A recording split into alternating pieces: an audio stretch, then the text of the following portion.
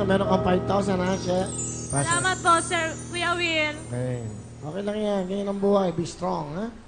Ito naman, ang young mommy, Anita. Anita, bumati ka muna. Binabati ko po mga taga-Payatas. Nandito na po ako pa. Sana pumunta ka na sa amin, Papa Tomas. Andito na po ako. Sana makita niyo ako. Okay.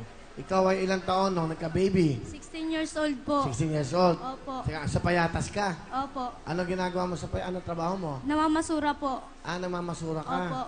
Ilan ang anak mo? Isa pa lang po. Ilang taon ng bata? 2 taon po. Asan yung tatay? Iniwalayan ko Kuya Will dahil tamad saka nahuli kong may ginagawa pong kabalaghan sila ng babae niya doon sa mismong bahay ng biyanan ko. Nahuli mo. Opo, Kuya Will. Nung nakita mo, ano sinabi mo? Wala po, na-shock po ako. Iyak po ako nang iyak. Wala po ako nagawa sa kanila. Pero wala po ako narinig Wala ako narinig na pagsabihan ng magulang niya.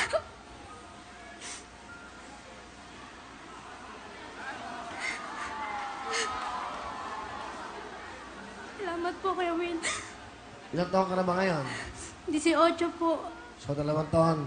Nakakaraan Opo. yung bata, 2 taon na. Opo. Asan na yung tatay ng bata? Andyan lang din po sa Payatas. Nakikita kayo? Opo. Pero may kinakasama po ako ngayon. Meron na. Ibig sabihin, meron ka lang, Kinakasama po ngayon. hindi kayo kasal ang una mong asawa, hindi? Hindi po. Nag-living lang kayo, nagka-baby kayo. Ilang taon na kayong hiwalay?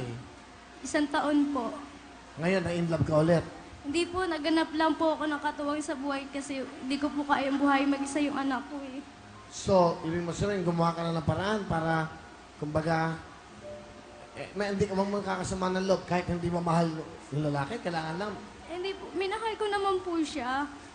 Kaso po, ang priority ko po, palakihin ko yung anak ko. Hindi lang hirap po bata pa po ako. So, meron ka ngayong kinakasama sa buhay. Meron po. Pakilala mo sa amin. Ito po nga pala yung asawa ko na ay kinakasama ko ngayon na panglima akong kinakasama. Si Bin po.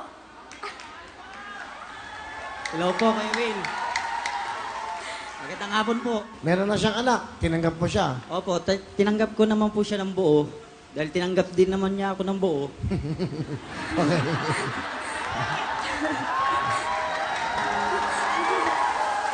May anak ka na ba? Opo, Kuya Will. Ilan na anak mo? 5 po. 5. Lambang lahat ng yan ay mga anak mo sa iba-ibang babae? Opo, Kuya Will. Pero kayo ni Anita, wala pa. Wala pa po eh. Ano gusto mong sabihin kay Anita? Anita, mahal na mahal kita. Kahit anong mangyari, ikaw na lang talaga.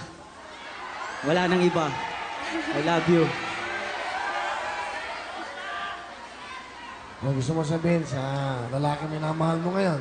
Han, sana maging tapat ka sa akin. Kahit ganito ka silosa, tiisin mo na lang. Mahal na mahal kasi kita Kahit kanino, pagtatanggol kita. Intindi mo naman sana ako. Nakuha ko lang magselos dahil mahal na mahal kita. I love you, Han.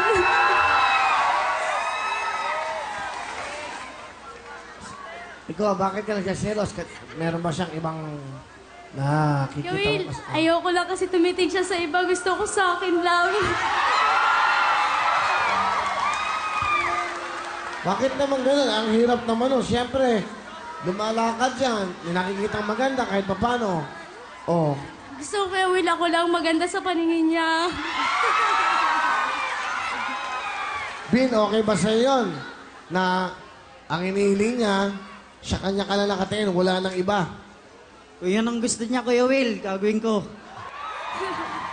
Ano gusto mo sabihin doon sa sa tatay ng anak mo?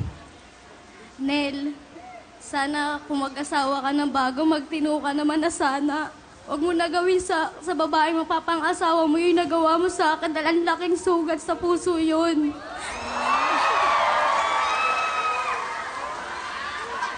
Sana magbago ka. Huwag ka mag-alala, hindi ko pagdadamot sa yung anak mo. kahit anong oras ibibigay ko sa'yo.